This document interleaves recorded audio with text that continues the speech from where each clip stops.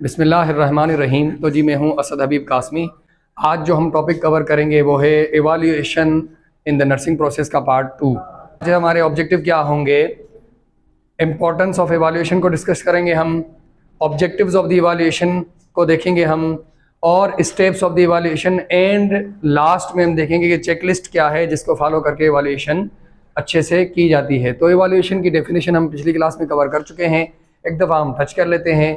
क्या है एवाल्यूएशन? इसके अंदर नर्स एस्टिमेट और कैलकुलेट करता है किस चीज़ को, क्लाइंट्स की progress towards the achievement of goal और आउटकम, और effectiveness of the nursing care plan जो हमने सेट किया था। इंपॉर्टेंस क्या है एवाल्यूएशन की?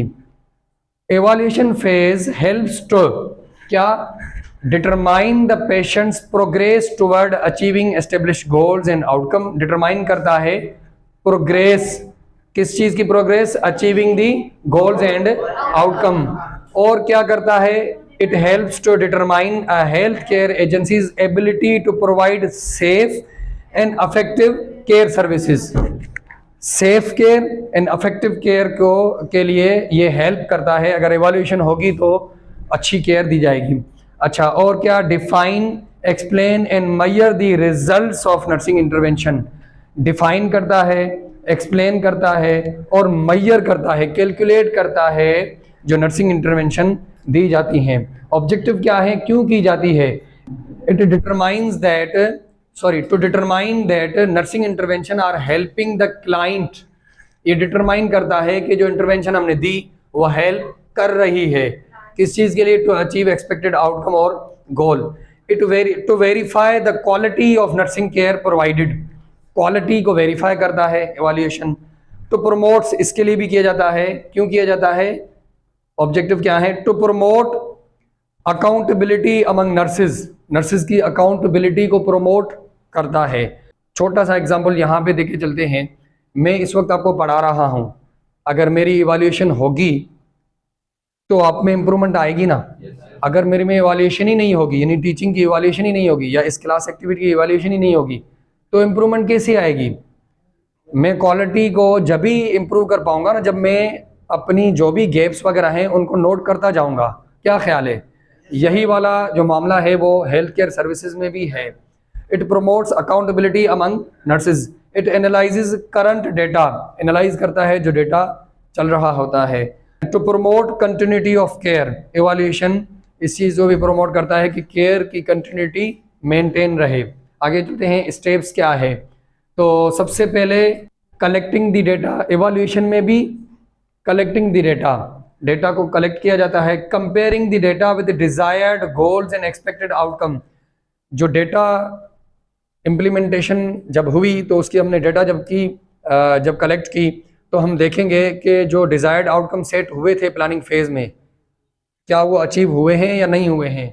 और analysing the patient's response to nursing intervention. Measure करने के बाद हम एनालाइज करेंगे कि इंटरवेंशन के रिस्पॉन्स में क्या हमें जो है ना वो रिजल्ट मिला है। Identify factors impacting the success and failure of nursing care plan. फिर हम देखेंगे कि जो 3 गोल हमने पढ़े थे, अचीव हो गया गोल, पार्शली अचीव हुआ है, बिल्कुल ही गोल अचीव नहीं हुआ, तो उसको हम आइडेंटिफाई करेंगे कि सक्सेसफुल हुए हैं तो उनके फैक्टर्स क्या हैं। अगर कोई गोल सक्सेसफुल नहीं हुआ तो उसके फैक्टर्स क्या हैं जो इम्पैक्ट कर रहे हैं। और continuing, modifying and terminating the care plan. इसको कंटिन्यू करना, इसको मॉडिफाई करना या टर्मिनेट, ख़त्म करना, वो गोल के ऊपर डिपेंड करता है। सेकंड लास्ट फेज के अंदर कंटिन्यूइंग करना, अगर गोल अचीव हो गए तो हम टर्मिनेट कर देंगे, रोक देंगे, और अगर गोल हमारे पार्शली अचीव हुए हैं तो हम मॉडिफाई करेंगे, और अगर गोल बिल्कुल नहीं अचीव हुए हैं तो हम नर्सिंग केयर प्लान को रीअसेस करके, रीस्टार्ट करके फिर से इसको कंटिन्यू करेंगे। और लास्ट स्टेप कौन सा है? Planning future nursing care. Even भले गोल अचीव हुआ हो, नहीं हुआ हो, पार्शली अचीव हुआ हो, फिर भी फ्यूचर की हमारी जो नर्सिंग केयर प्लान बनेगा, प्लान करेंगे कि इसका फ्यूचर में अभी नर्सिंग केयर उस पेशेंट की क्या होगी। तो आगे चलते हैं, ये है एवाल्यूएशन चेकलिस्ट। अब इसको फॉलो करके हम इजीली डिटेक्ट कर सकते हैं कि हमारा नर्सिंग केयर प्लान कितना कामयाब हुआ है। चेकलिस्ट को क्वेश्चन मार्क में बनाया हुआ है यहाँ पे, इसका मकसद क्या है? ताकि हम यस नो का टिक लगा दें। समझ आ रही है बात?